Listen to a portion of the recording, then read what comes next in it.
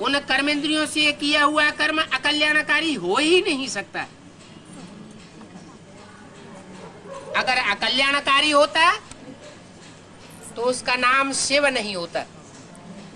शिव नहीं, सदा शिव, सदा ही कल्याणकारी है।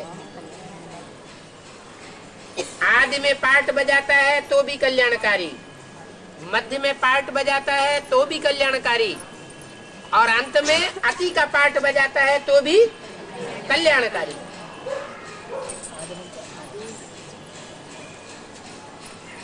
वो बाप के रूप में है तो भी कल्याणकारी, टीचर के रूप में है तो भी कल्याणकारी, सदगुरु के रूप में है तो भी कल्याणकारी।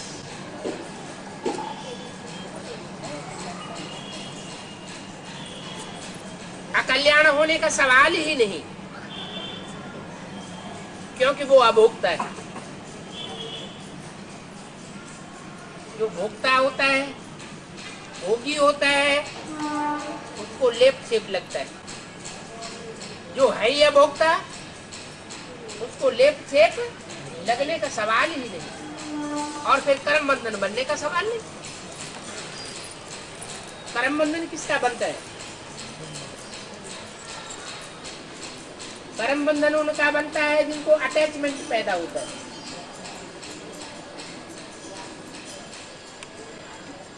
वही संहार का कार्य, वही हत्या करने का कार्य हत्यारे करते हैं। डकैती डालते हैं और घरों में जाकर के हत्याएं भी कर देते हैं, उनका पाप बन जाता है।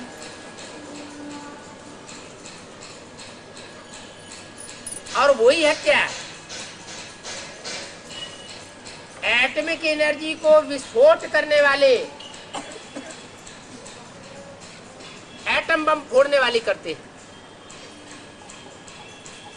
और कराता है उनमें प्रवेश करके, कोई प्रेरणा देकर कराता है।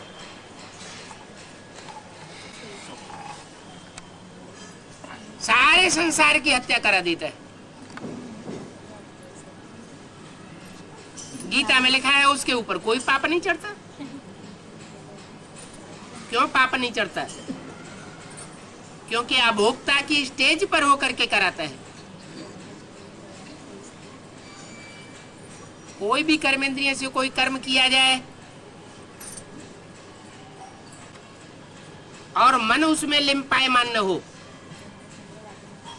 तो कोई कर्म बंधन नहीं बनता।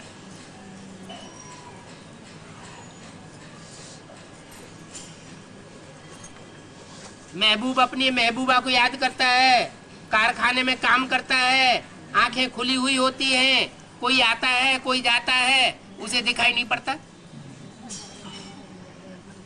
उसे अपनी महबूबा दिखाई पड़ती है। क्यों नहीं दिखाई पड़ता? क्यों? उसका मन दूसरी जगह लगा हुआ था, इसलिए आंखें खुले हुए होते हुए भी वो अपने विषय को ग्रहण नहीं करता। तो ऐसे ही सभी इंद्रियों का यही नियम है। जो इंद्रियां अनासक्त हो जाती है उनको पाप नहीं लगता। इसलिए बाप कहते हैं मेरे को याद करने की प्रैक्टिस करो, मैं अभोक्ता हूं। जैसे को याद करेंगे वैसे ही बन जाएंगे। चोर को याद करेंगे तो चोर बन जाएंगे, साहूकार को याद करेंगे तो साहूकारी के गुण आ जाएंगे, विद्वान आचार्य को याद करेंगे तो विद्वता के गुण आ जाएंगे, भगवान बाप अभोक्ता को याद करेंगे तो अभोक्ता के लक्षण आ जाएंगे। जन्म जन्मांतर भोगी बनते आए, अब एक जन्म कर्मेंद्रियों से कर्म करते हुए भी अभोगी बनने का अनुभव करना है। कर्म भी करना है और अभोक्ता भी बनना है। तो पाप कर्म सब नष्ट हो जाते हैं। योगाग्नि है। इस योगाग्नि में पूर्व जन्म के सब पाप भस्म होने वाले हैं और नए बनेंगे भी नहीं। क्यों नहीं बनेंगे? क्योंकि ऐसी प्रैक्टिस कर ली। कैसी प्रैक्टिस?